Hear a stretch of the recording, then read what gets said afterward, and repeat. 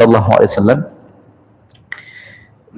bukan Nabi sallallahu, inna fil jannah, dalam surga na bawah pintu, yuqalahu ar-rayyan, pintu yang dikenal oleh Allah dengan pintu ar-rayyan.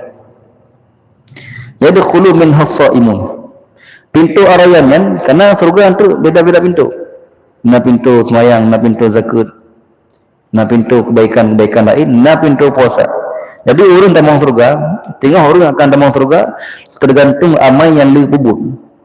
Yang orang lu sembahyang mati enggaknya akan damang pintu sembahyang. Yang orang lu sedekah akan damang pintu sedekah.